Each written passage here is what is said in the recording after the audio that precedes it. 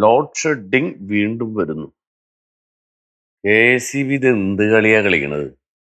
നമ്മളെ കാലത്ത് ആവരത്തിലുണ്ടായിരുന്നപ്പോ എത്ര മാന്യമായിട്ട് കൊണ്ടു നടന്നിരുന്നതാണ്. മൊത്തമാര് കൊണ്ട് കൊളമാക്കും.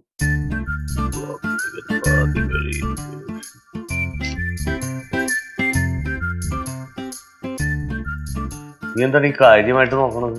നമ്മുടെ നാരകത്തെ കുഞ്ഞുമോളിയേച്ചില്ലേ, ആ, അവരുടെ മോളുടെ കല്യാണമാണെന്ന് കുടുംബസമേതം ചെല്ലണം എന്ന് പറഞ്ഞ മെസ്സേജ് അയച്ചേക്കുന്നു. അപ്പൊ നമുക്ക് പോണം, കല്യാണത്തിന് കുടുംബസമേതം തന്നെ പോണം.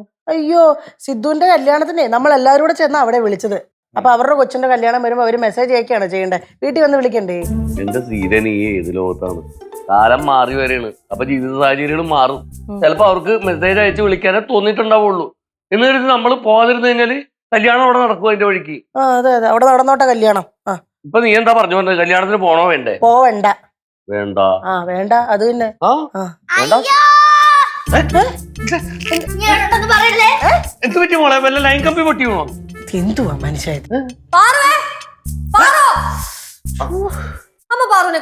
എന്തൊരു ശബ്ദമാ എന്റെ ലച്ചു, ഇങ്ങനെ ഈ ബഹളം വെച്ച് എന്തോ ചെയ്യുവാ? അല്ല, പാറുവിനെ കണ്ടായിരുന്നു ചോദിച്ചതാ. ഇത്രയും പ്രായമായില്ലേ ലച്ചു നിനക്ക്? ഈ പിള്ളേരോട് ഇപ്പോഴും തല്ലുകൂടി കിടക്ക? ഞാൻ തല്ലുകൂടിയൊന്നുമില്ല അമ്മ, എന്നെ ഇടങ്കാലിട്ട് വീഴ്ത്താൻ നോക്കിട്ടാ. ഇടങ്കാല് വെച്ച് വീഴ്ത്താൻ നോക്കിയോ? Smart girl. എന്റെ അച്ഛ അങ്ങനൊന്നും അല്ല. ഞാൻ അവിടെ പുറത്ത് കസാരയിൽ കാലും കാട്ടിക്കൊണ്ടിരിക്കുകയായിരുന്നു. എന്റെ ഫ്രണ്ട് കൂടെ ചേച്ചി പോയി. അപ്പൊ ചേച്ചിയുടെ ദേഹത്തിന്റെ കാലൊന്ന് മുട്ടി. അച്ഛൻ പറ, ആരുടെ ഭാഗത്ത് അപ്പൊ തെറ്റ്? അച്ഛൻ പറ, ആരുടെ ഭാഗത്താ തെറ്റ്? എന്ന് പറയുമ്പോ ചുമ്മാതല്ല ലക്ഷ്യം, നമ്മുടെ വീട്ടിൽ നിൽക്കാതെ ഓടി ഇങ്ങോട്ട് വന്നത്. ഇവിടെ പിള്ളേരായിട്ട് കളിച്ച് നടക്കാമല്ലോ. മക്കളെ പാറു, വന്നേ, ചേച്ചിയുടെ കാര്യം പറയട്ടെ. തൽക്കാലം കാര്യമൊന്നും പറയണ്ട അമ്മ. ചേച്ചി നല്ല ദേഷ്യത്തിലാ, അങ്ങോട്ട് ചെന്ന് ഞാൻ അടിക്കും. അടിക്കോ? ഞാൻ അടിക്കാനാ ഇവളെ? അല്ല പാറു, ചേച്ചി അടിച്ചാ ചേച്ചിന് തിരിച്ചടിക്കോ? എനിക്ക് തിരിച്ചടിക്കാൻ പറ്റണ്ടേ? ചേച്ചിക്ക് ദേഷ്യം വന്നു കഴിഞ്ഞാൽ പിന്നെ അടുത്തോട്ട് പോലും പോകാൻ പറ്റത്തില്ല.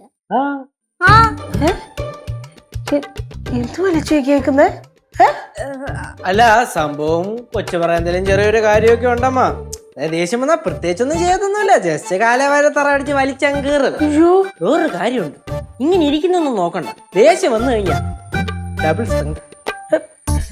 ഇതെന്തുവാ ലച്ചു ഇവര് പറയുന്നത്? സത്യാണോ ഇതൊക്കെ? ചുമ്മാ തള്ളി മറിക്കണതമ്മ. എന്ത് എന്തൊക്കെ വർത്താനങ്ങളാ ചേട്ടാ ഇവള് പറയുന്നേ? തള്ളി മറിക്കുന്നൊക്കെ അങ്ങനെ പഠിപ്പിച്ചത് തന്നെ ഇങ്ങനെ? അല്ല, അതൊക്കെ ഇപ്പൊ എല്ലാരും കോമൺ ആയിട്ട് യൂസ് ചെയ്യുന്ന വാക്കുകളല്ലേ, അല്ലേ അച്ഛാ? അല്ല, അത് വിട്. സിദ്ധു പോയിട്ട് വിളിച്ചാ? സിദ്ധു ഇന്നലെ വിളിച്ചിട്ടുണ്ടായിരുന്നു രാത്രി. അവിടെ മംഗലാപുരത്ത് എന്തോ തിരക്കാണെന്നാ പറഞ്ഞത്. അവനെന്തോ ബിസിനസ് ചെയ്യുന്ന എന്തോണ്ടും പറഞ്ഞിട്ടല്ലേ പോയത്. നിന്നോടൊന്നും പറഞ്ഞില്ലേ? നമ്മളോട് പറയത്തില്ലല്ലോ. അവനവിടെ അവന്റെ പെങ്ങളെടുത്ത് എന്നിട്ടല്ലേ അവിടെ എത്തിന്ന് പോലും നമ്മളെ വിളിച്ചു പറഞ്ഞേ. ഇവിടെ അറിയാവുന്നവരൊന്നും വിളിച്ചു പറയത്തൂല്ലോ. അല്ല, എനിക്കും പ്രത്യേകിച്ചൊന്നും അറിയില്ല. അളിയനും കൂടെ അവിടെ എന്തോ പ്ലാൻ ചെയ്യുന്നുണ്ടെന്ന് എനിക്കറിയാം. ഫ്രൂട്ട്സ് എക്സ്പോർട്ടിങ് അങ്ങനെ എന്തോ പറയുന്നുണ്ടായിരുന്നു. നമുക്ക് അറിയായിരുന്നല്ലോ, ഒന്ന് വിളിച്ചു പറയായിരുന്നല്ലോ അത്, അല്ലേ? ഞാനേ ഇപ്പൊ വരാവേ. കണ്ടോ കാര്യങ്ങൾ ചോദിച്ചോണ്ട് അവൻ ഓടി പോകുന്നുണ്ടോ? ശരി, അവള് ഇതിനകത്ത് എന്താ അഭിപ്രായം പറയാനാണ്? അവൻ അവന്റെ പെങ്ങളുടെ അടുത്തും അളിയന്റെ അടുത്തും പോയേക്കണ്, അത്രേ ഉള്ളൂ.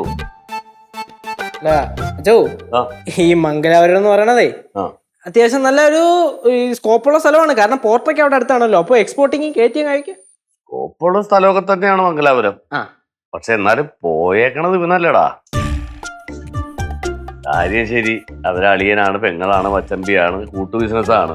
പക്ഷെ അത് അല്ല, നീ എവിടെ പോടും?